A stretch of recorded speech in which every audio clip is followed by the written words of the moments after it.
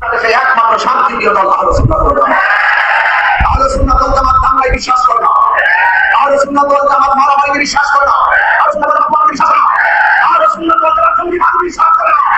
আহলে সুন্নাত ওয়াল জামাত মারামারি করে হারামি কোন বিশ্বাস করে না। আহলে সুন্নাত ওয়াল জামাত শান্তিতে বিশ্বাস করে। আহলে সুন্নাত ওয়াল জামাত সম্প্রীতিতে বিশ্বাস করে। এই ইসলামের মাত্র শান্তিতে দল আহলে সুন্নাত ওয়াল জামাত। আজকে সারা বাংলাদেশের মানুষকে আমরা ঐক্যবদ্ধভাবে জানান দিয়েছি এই দেশের আহলে সুন্নাত ওয়াল জামাত শান্তিময় খানকায় ছিল। খানকার সেই শান্তিপ্রিয় মানুষ আজ ঐক্যবদ্ধভাবে জাতীয় কাউন্সিল মাধ্যমে জানান দিতে আজ ঢাকার কানকে উপস্থিত হয়েছি এবং সেটা জানান দিতে চাই আহলে সুন্নাত ওয়াল জামাত কখনো রাজ্য করে হইবে না। আসসালামু আলাইকুম ওয়া রাহমাতুল্লাহি ওয়া বারাকাতুহু। প্রিয় ইমানি ভাই এবং বন্ধুগণ, আশা করি আল্লাহ সুবহানাহু ওয়া তাআলা সকলকে ভালো রেখেছেন। প্রিয় ভাইরা, বাংলাদেশের এই সুন্নি নামক চুন্নি নমরুদের ছেলে, এই বেঈমান মুনাফিক, এদের যে বর্তমানে একটা আছে আমাদের বাংলাদেশের জুকার তাহিরি আঙ্কেল, আপনারা সেই তাহিরি আঙ্কেলকে দেখতেছেন নিশিরাইতে কার বাঁশি বাজে। বাঁশি বাজায় আমার কেল্লা বাবা, কি যে বাঁশি বাজাইছে। তো এই বাঁশিওয়ালা আজকে একটা বক্তব্য দিতেছে। গতকাল বাংলাদেশের ইতিহাসে এই সুন্নি নামক সুন্নিদের একটা বিশাল কিছু ঘটে গেল, তারা সবাই মিলে একটা দলে অন্তর্ভুক্ত হলো।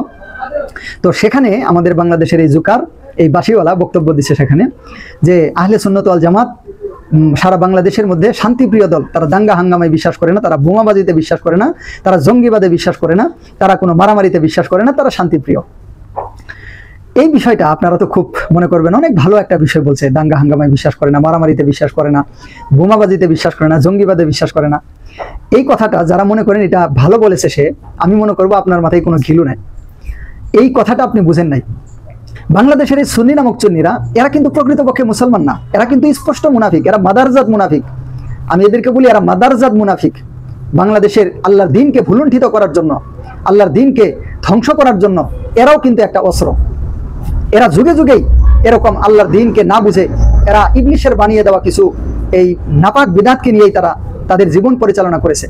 রাসূল সাল্লাল্লাহু আলাইহি ওয়াসাল্লামের জামানা থেকেও আমরা যদি বলি, যে সমস্ত মুনাফিকরা ছিল এই বর্তমান বাংলাদেশে আলু সুন্নাত ওয়াল জামাত, এই আলু সুন্নাত ওয়াল জামাতই হচ্ছে সেই আব্দুল্লাহ ইবনে উবাই ইবনে সুলুল এবং ওই সময়ের যত মুনাফিক ছিল তাদের যোগ্য উত্তরসূরি হচ্ছে এই আহলে সুন্নাত ওয়াল জামাত নামে এই সুন্নি নামক সুন্নির দলেরা।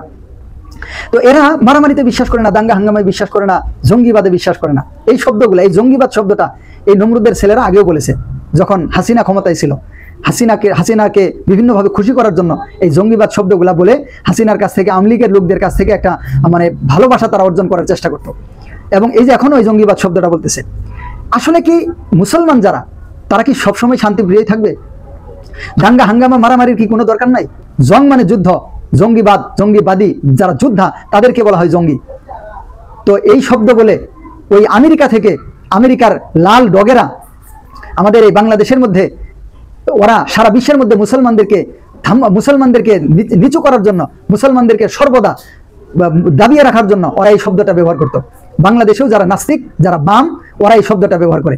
আর দুঃখজনকভাবে বাংলাদেশের এই যত বাতিল ফেরকা আছে, এই সুন্নি নামক চুন্নি থেকে শুরু করে যতগুলা বাতিল ফেরকা আছে, তারা এই শব্দটা ব্যবহার করে। প্রত্যেকটা মুসলমান এক একজন জঙ্গি, প্রত্যেকজন মুসলমান এক একজন যোদ্ধা। ফার্সি ভাষায় বলা হয় জঙ্গি, বাংলা ভাষায় এটা বলা হয় যোদ্ধা, আর ইংরেজিতে বলা হয় ফাইটার। তো একজন মুসলমান, প্রত্যেকজন মুসলমান হচ্ছে এক একজন যোদ্ধা। আল্লাহর দ্বীনের জন্য প্রয়োজনে তারা যুদ্ধ করবে, আল্লাহ সুবহানাহু ওয়া তাআলার দ্বীনের জন্য জিহাদ করবে। আর জিহাদ যারা করে তারাই হচ্ছেন মুজাহিদ। এটাকে ফার্সি ভাষায় জঙ্গি বলা হয়, যারা জিহাদি, যারা জিহাদ করেন, যারা জং করেন, যারা যুদ্ধ করেন, যারা ফাইট করেন। তো জঙ্গিবাদী বিশ্বাস করে না মানে? তাহলে তো তোরা জিহাদি স্বীকার করিস না। তোরা ওই আমেরিকার ওদের ওই ময়লাটা খেয়ে এখন তাদের সুরে কথা বলে তাদেরকে খুশি করে ইসলামকে দাবিয়ে রাখার যে ষড়যন্ত্র, সেটাতে পা দিয়ে তোরা খাঁটি মুসলমান হয়ে গেলি। আমি একটা কথা বারবার বলি, এরা আসলে প্রকৃত মুসলমান না, প্রকৃত মুমিন না। প্রত্যেকজন ইমানদার, আল্লাহ সুবহানাহু ওয়া তাআলা তার কালামে পাকের মধ্যে বলছেন, ওয়া আইদ্দু লাহুম মাসতাতা'তুম মিন কুওয়া ওয়া মিন রিবাতিল খাইলি তুরহিবুনা বিহি আদুওয়াল্লাহি ওয়া আদুওয়াকুম। আল্লাহ সুবহানাহু ওয়া তাআলা স্পষ্টভাবে বলে দিয়েছেন, ওয়া আইদ্দু লাহুম মাসতাতা'তুম মিন কুওয়া, তোমরা শক্তি অর্জন করো তাদের বিরুদ্ধে, তাদের বিপরীতে যতটুকু তোমাদের দ্বারা সামর্থ্য হয়। ওয়া মিন রিবাতিল খাইলি, এবং এই যে ঘোড়ার যে পাল আছে, ঘোড়ার পালের মাধ্যমে তুরহিবুনা বিহি আদুওয়াল্লাহি ওয়া আদুওয়াকুম, তোমরা তোমাদের শত্রুকে এবং আল্লাহর শত্রুকে ভীত সন্তুষ্ট করে রাখবে, ভীতি প্রদর্শন করবে। তো মুসলমান যদি যোদ্ধা না হয়, মুসলমান যদি দিনের জন্য যোদ্ধা না হয়, দিনের জন্য জঙ্গি না হয়, দিনের জন্য ফাইটার না হয়, তাহলে এই মুসলমানকে এই কাফেররা যারা আল্লাহর দিনকে দুনিয়া ধ্বংস করে দিয়ে এই দুনিয়াতে অরাজকতা, অমানবিকতা, অমনুষ্যত্ব প্রচার করতে চায়, তারা কি তাদেরকে মুসলমানদেরকে ভয় করবে? যেই কোনো একটা থানায় যদি শক্তিশালী ওসি থাকেন, তাহলে ওই এলাকার যত চুর বাটপার যত খারাপ আছে তারা সবাই এখান থেকে মানে নিবৃত হয়ে যায়। কারণ এই এলাকায় এমন একজন ওসি এসেছেন, তিনি খুব শক্তিশালী, তিনি খুব কঠোর, তিনি কাউকে কোনো ছাড় দিবেন না, কারোর সাথে কোনো হিসাব তিনি ভিন্ন রকম নেবেন না, তিনি ঘুষ নেবেন না। তখন ওই এলাকার যত এই দ্বিতীয় 2 নম্বর আছে এরা সব সোজা হয়ে যাবে। তো মুসলমানরা যদি যুদ্ধ হয়, মুসলমানরা যদি প্রশিক্ষণ করা থাকে, মুসলমানরা যদি জিহাদের জন্য সর্বদা তাদের প্রস্তুতি থাকে, তাহলে এই বেঈমানেরা কখনো মুসলমানদের উপর আক্রমণ করবে তো দূরের কথা, পৃথিবীতে আরেকজন বেঈমানের উপরে জুলুম নির্যাতন করবে না। আজকে মুসলমানরা ওই অবস্থায় নাই বিধায় তো সারা দুনিয়াতে আজকে মুসলমানের চোখে পানি, সারা দুনিয়াতে মুসলমান আজকে চোখের জলে ভাসতেছে। সারা দুনিয়াতে কোথা থেকে যদি চিৎকারের আওয়াজ আসে তো শোনা যাবে সেটা মুসলমানের চিৎকার। কোথাও যদি রক্ত দেখা যায় তো দেখা যাবে এটা মুসলমানের রক্ত। যদি কোথাও কোনো নাবালক শিশু রাস্তা দিয়ে কেঁদে কেঁদে তার পিতামাতাকে খুঁজতেছে, এক ঢুক পানির জন্য যদি হাহাকার করতেছে তো দেখা যাবে এটা মুসলমানের সন্তান। আজকে এই ইহুদি খ্রিস্টানেরা বিভিন্ন পায়তারার মাধ্যমে মুসলমানদেরকে কালারিং করার জন্য এই জঙ্গিবাদ শব্দটা ব্যবহার করে। আর বাংলাদেশের যত বাম এবং নাস্তিক আছে তারাও এই শব্দটা ব্যবহার করে। আর এই একই শব্দটা বাংলাদেশের সুন্নি নামক চুন্নি এই মাদারজাত মুনাফিকদের মুখে শোনা যায়। এটা 15 বছর পর্যন্ত এরা আরো বেশি করে বলেছে, এখনো বলতেছে। হ্যাঁ, নমরুদের ছেলে, মুসলমানরা দাঙ্গা হাঙ্গামাও করবে, প্রয়োজন হইলে মুসলমান অস্ত্র হাতে তুলে নেবে, প্রয়োজন হইলে মুসলমান বাঁশের লাঠি হাতে তুলে নেবে, প্রয়োজন হইলে মুসলমান যেই যখন যা দরকার তা হাতে তুলে নেবে, আল্লাহর দিনের ইজ্জত রক্ষার জন্য, আল্লাহর দিনের সম্মান রক্ষার জন্য, আল্লাহর দিনকে উচ্চে রাখার জন্য।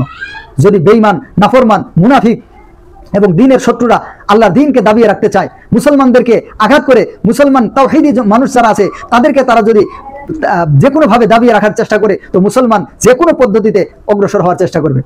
এটাই হচ্ছে ইসলাম।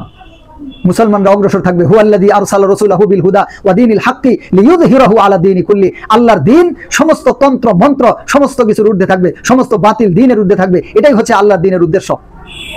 এবং ঈমান ভঙ্গের যে কারণগুলো আছে এর মধ্যে থেকে একটা কারণ হচ্ছে যে আল্লাহর দ্বীন থেকে মুখ ফিরিয়ে নেওয়া।